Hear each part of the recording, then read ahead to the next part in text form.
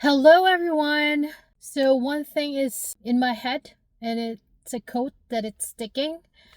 If you can teach it, you can internalize it. That means you understood it and you absorbed it in your soul. So, I'm using this platform to share what I know, to share my journey, and to have this journey with you. I am on a path of self discovery. I'm on a path of self development. I am 43 years old and I am very grateful for everything in my life. And I felt like, remember when we were young, we had these big dreams, elaborate dreams, and then life happens. And then you realize it's not that easy, and you see patterns like, oh, I understood why this happened to my grandparents or my parents, and now I'm relating it to my life, and I based it on that's just the reality of all those things. But it got me thinking, is it really? Is it because of all the experiences we've had and everything that we've seen that it's molding our perception of how life should be and how we should be and how our experiences should be? And maybe it's leading us to that direction because that's all we know. I've always wondered why the successful and rich people just gets richer and the ones who are in middle class or less fortunate are staying in the same boat, and why that 1% is that 1% and everyone else is not for the lack of trying. Everybody's trying, but the success factor is not quite there. And I feel like at this point in my life, at 43, can you believe it? I feel like time flew by. I have big dreams. I always did. I love everything beautiful. I love beautiful hotels. I love beautiful resorts and beaches and experiences and trips. I enjoy the company of my family, of my friends, being in certain beautiful locations. And I can picture it in my soul, and I settle like I can't afford it right now. So all of this is just a fantasy. So I am living and I am in love with a fantasy, but I want to make it into a reality. And I've come across a lot of podcasts. It is the best time of the year to exist because all of this knowledge and learnings and science are in the palm of our hands through videos, through people sharing their experiences, successful people sharing their experiences. And now it's going to be up to us. We cannot blame our parents for how we are right now. We cannot blame our past for how we are right now. And it is because how our grandparents and our parents lived is pretty much how they knew how to live. So that's all they knew. And now we have to be proactive in relearning new things and finding new ways. And we owe it to ourselves because life is short. We owe it to ourselves. We all owe it to our kids who are young. And we want them to follow a different trajectory in this life. We want them to go skyrocket to the sky. Like I believe in God and I always have faith. I'm raised Catholic. And then over time, you're faced with, I guess, reality. You go about your work. I'm a physical therapist. I feel fulfilled in my job, but there's always that something missing. And then, I grew up with that knowledge that God created you in his image and likeness. You're equipped. You are blessed. Even that saying alone that you are created in God's image and likeness. I hear it time and time and again. I have memorized Psalm, 24. I memorized the Lord is my shepherd, but do I truly, truly internalize it? And another good thing is God said, ask and you shall receive, seek and you shall find, knock and it shall be open to you. I know it by heart. And I know that the parable of many parables, the parable of the talent, if you have more, if you use your talent, then he gives you more. And then if you don't use it, he takes it away. I know all that. But do I really know it? Like deep in my soul and into my being and into my existence. So I kind of lost track in faith. And I know everything that I am right now and everything that I'm experiencing is a blessing from God. Every day is a blessing from God. And then I just put it on the back part of me. I continue working, serving my patients, serving my family, serving myself. And then I feel lost. So I delve into self-help books. I read into, Tony Robbins and Joe Dispenza and all these other courageous, beautiful authors who are sharing their inputs and insights and relaying it into science. And I follow the journey, and I see, like, every time I try to change my journey or my outlook, and I do feel like the harder I look for good things and work for it, I get luckier. And then I realized this many years of mastering the self-help books, The Science of Getting Rich and Napoleon Hill's book, and also Rich Dad Poor Dad, like all this Tony Robbins book, all these self-help books, if you really, really internalize it, it all goes back to the teachings of the Bible and teachings that I already know, but it's very superficial. So I'm trying to work so hard so it gets embedded in my soul. And I am, for the lack of better terms, I am trying to rewire my brain. I'm trying to open my heart and really wake up my mind to the best that I could be. God has said many, many times again, your body is the temple of the Holy Spirit, so we have to take care of it. And then life is a gift, so we have to cherish it. We have to live it. How many times have we lacked motivation, or we feel lazy or jealous and all that, and then it clicks? Going to Catholic school, they tell us about the 7 deadly sins: hate, anger, we're angry, lazy, lack of we're motivated one time and then less motivated the other time. I think it's okay, it's healthy, a mix of that, but we have to really strive to, we owe it to ourselves and to our family to be the best version of what we can be, and to really use what God has given us, all the talents that He has given us. So I'm using this platform to share my journey, and so you can get inspired and we can get into this journey together. The science of it all is trying to rewire your brain.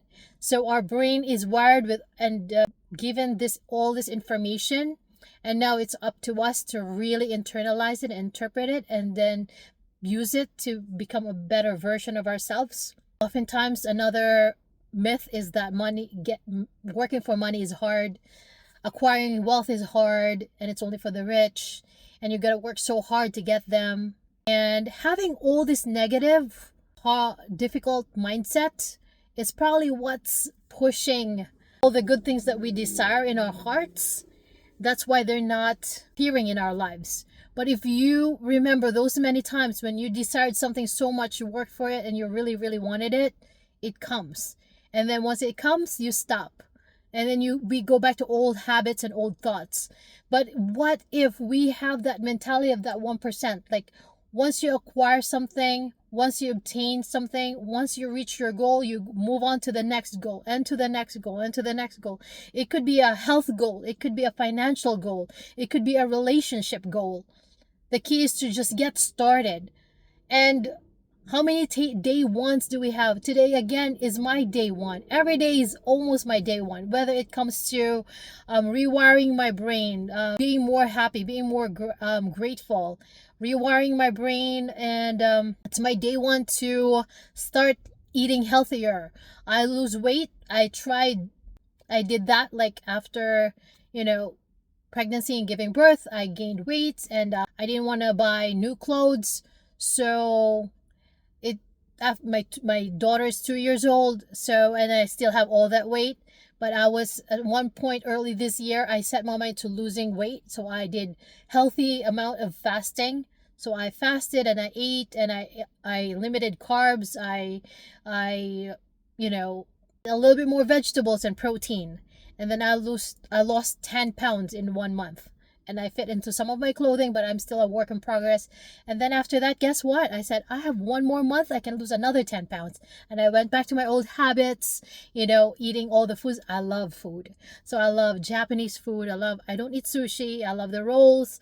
I love rice. I love Filipino food. I love Spanish food. I love food. So as long as they're not exotic. So I went back to my old habits. I'm pleased to say that I am maintaining. Maybe I gained a couple more pounds, but I am in my day one again to hopefully lose more weight and to get into my desired weight. Being in healthcare, another factor is knowing that being overweight and obesity is root cause for a lot of problems. It could be metabolic problems, diabetes, heart problems, cancer. It's easier said than done. I've been in a yo-yo with my weight. I lose weight, I gain weight, I lose weight, I gain weight. So I understand it is not easy. And I am in that same path. And again, today's my day one again.